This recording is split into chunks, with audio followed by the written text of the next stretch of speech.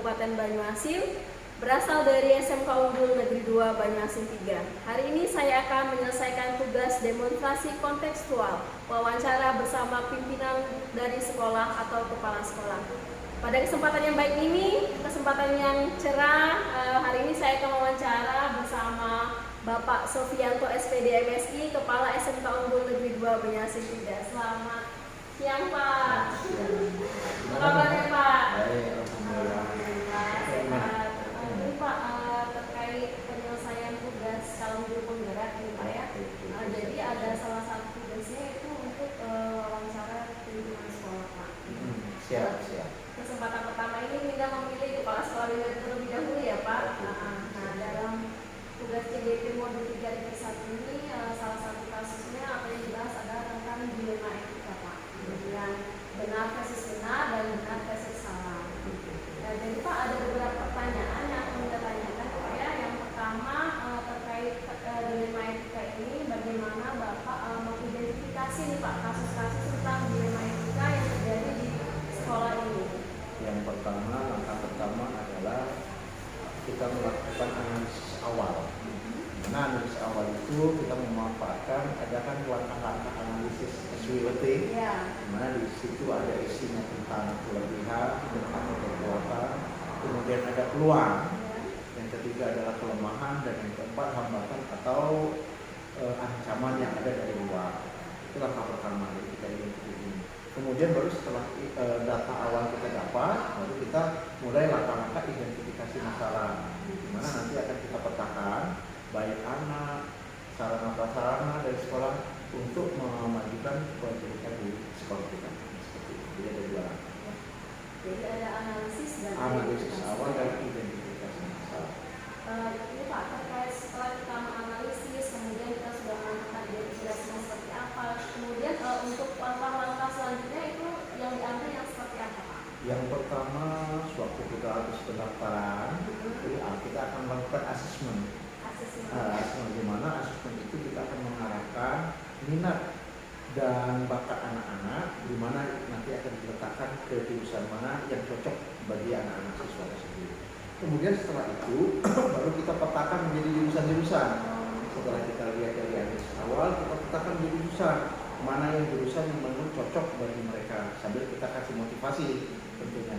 Karena kadang-kadang anak memilih jurusan yang kurang tepat dengan minat dan bakatnya. Nah, kemudian baru kita pertimbangkan.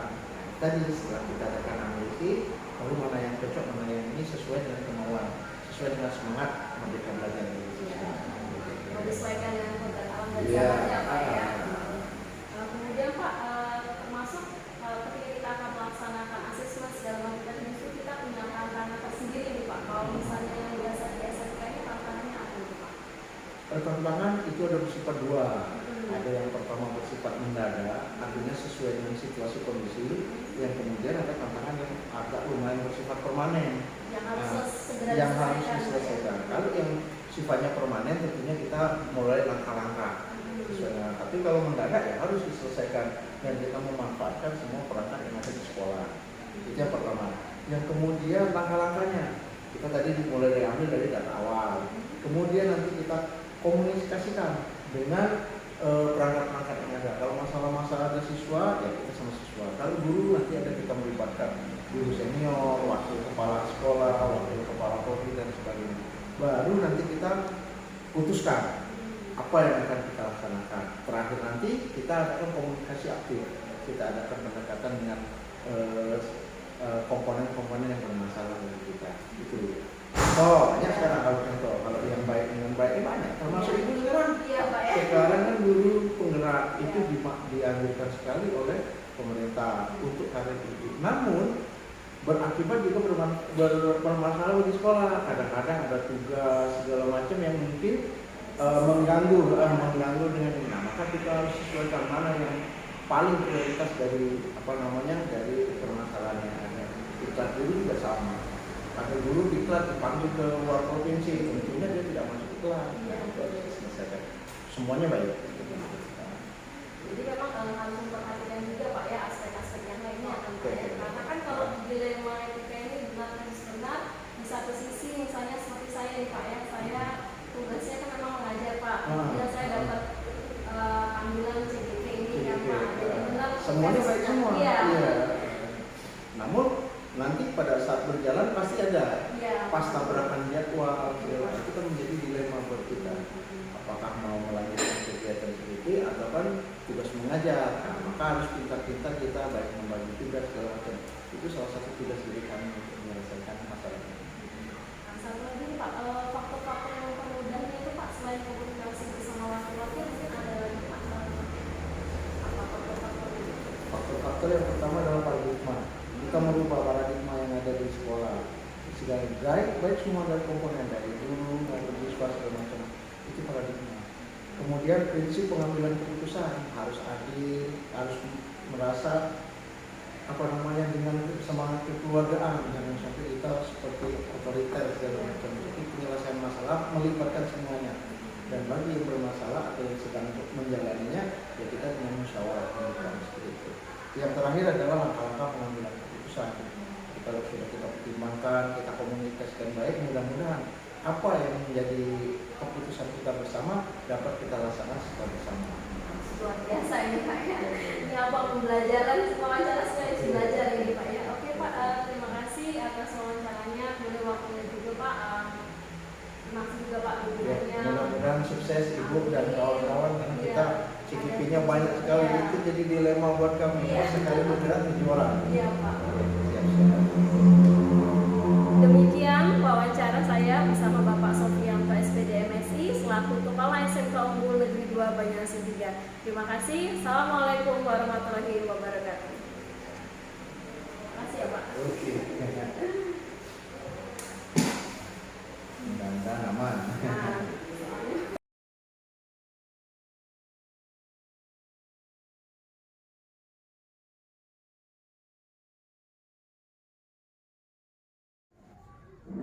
Assalamualaikum warahmatullahi wabarakatuh.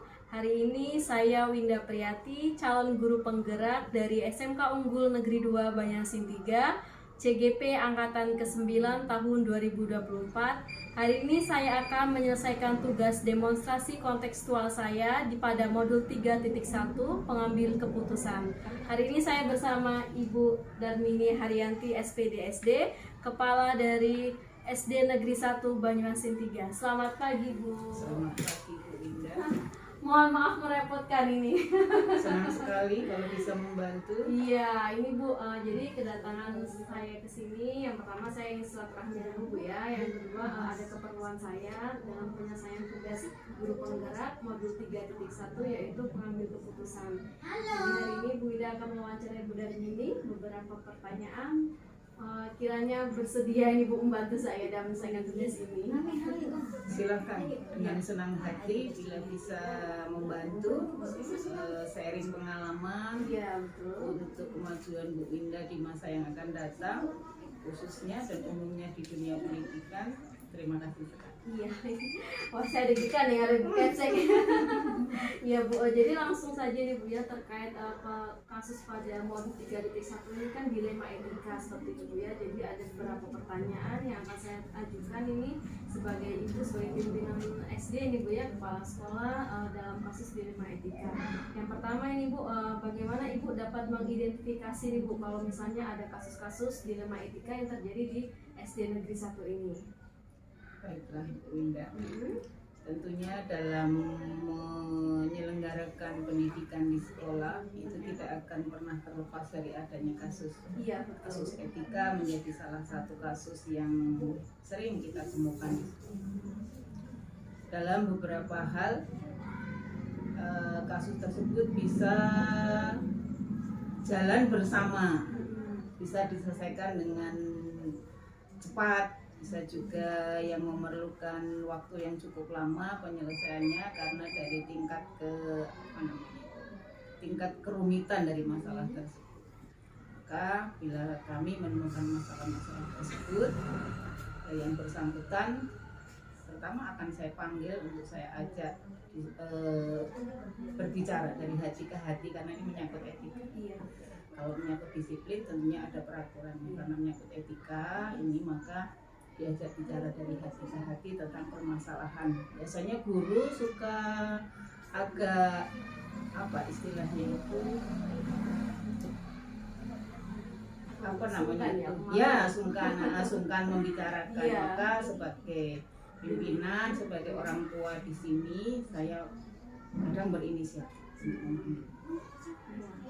Jadi langkah-langkah yang Ibu ambil tadi untuk mengidentifikasi yang saya rekam adalah yang pertama itu mungkin komunikasi dulu Bu ya sama yang bersangkutan. Kadang memang saya sebagai guru juga agak segan gitu Bu ya kalau mau langsung menghadap seperti itu kan. Ini luar biasa ini Bu ya langkah-langkahnya. Kemudian yang kedua Bu, untuk langkah-langkahnya dalam pengambilan keputusan tadi Ibu apa saja Bu yang biasa dilakukan Ibu di SD ini? Kalau alhamdulillah di sekolah ini seperti misalnya yang tentang pelaksanaan CGP ini karena ada beberapa sebelumnya beliau-beliau ini sudah mengatakan dulu, menyampaikan kepada saya bahwa mohon izin Bu, saya mengikuti CGP dan alhamdulillah lolos. Kemudian kedepannya saya mohon izin dari Ibu, mohon dispensasi. Kemudian kalau misalnya pas berbenturan dengan di pembelajaran di kelas, beliau-beliau ini akan berkolaborasi dengan guru mata pelajaran lain sehingga mereka tukar jam, nah, sehingga tidak saling merugikan. Jadi Bu ini komunikasi lah, kolaborasi Iya, masih ya. komunikasi. Berarti banyak juga nih peserta CGP-nya ada yang Ada 3 orang. Wah, ya, lumayan. Jadi ini berarti Bu langsung pertanyaan selanjutnya terkait kalau saya dengar kalau misalnya tadi ada kolaborasi, berarti tantangannya mungkin ini komunikasi sepertinya Bu ya. Jadi kalau kita nggak komunikasi mungkin nggak bisa jalan ini dua-duanya. Betul. Gitu kan. Dan ini kan ada yang sebenarnya ini ada yang sedang CGP dan PPG. Nah, jadi Iya, berbagi. beliau sudah saya kasih gambaran mana yang harus didulukan, Ya. mana yang menjadi skala prioritas, sehingga itu yang didahulukan dikerjakan. Jangan 3 hal ini kalau bisa jalan bersama ya alhamdulillah, tapi nanti tidak akan mendapatkan hasil yang maksimal. PPG-nya, CGP-nya, ngajar di kelasnya tentu ada. Kalau yang menjadi skala prioritas yang dalam waktu dekat ini menunjang kompetensi beliau untuk mengajar di kelas. Semuanya penting, tapi ada yang perlu didulukan. Ya. Jadi skala prioritas ini Bu ya Ya. pembicaranya.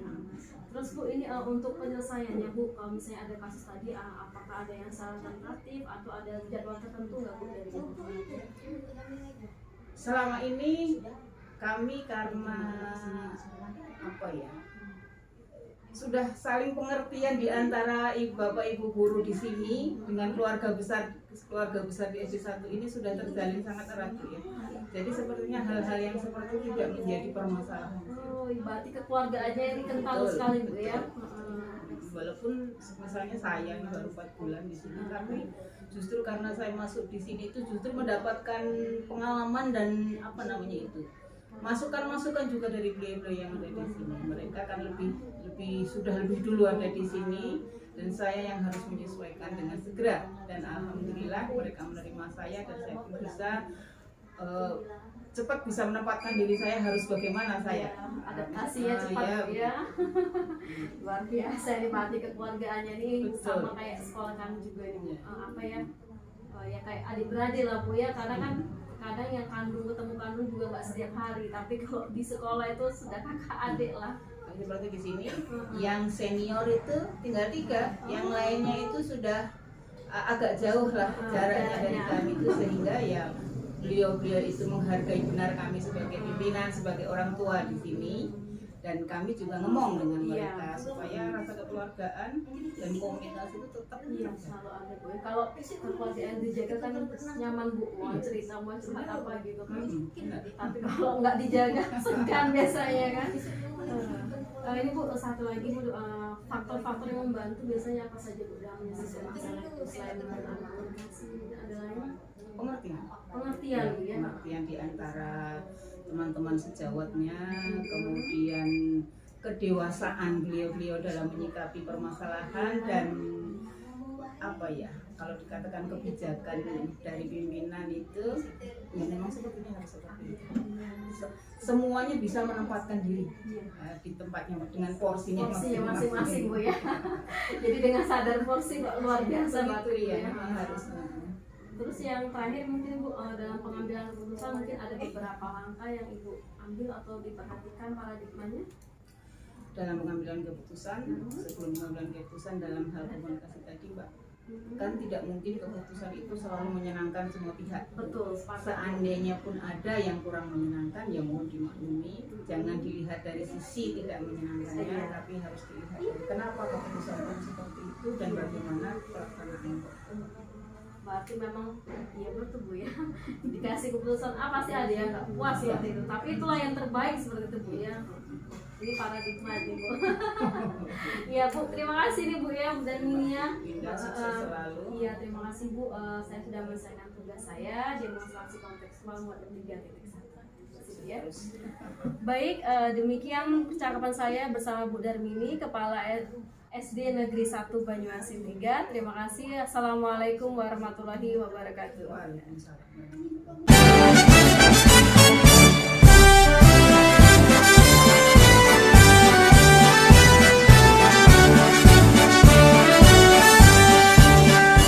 Bulatkan tekad, kuatkan hati, negeri ini memanggilmu kawan.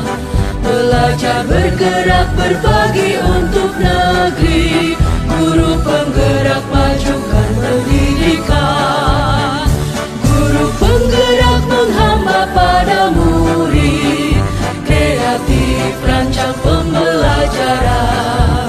Hargai potensi, tingkatkan prestasi. Lahirkan profil pelajar Pancasila. Belajar, bergerak, berbagi untuk negeri. Kita menjalin kolaborasi. Belajar, bergerak, berbagi untuk negeri. Demi bakti pada Ibu Pertiwi.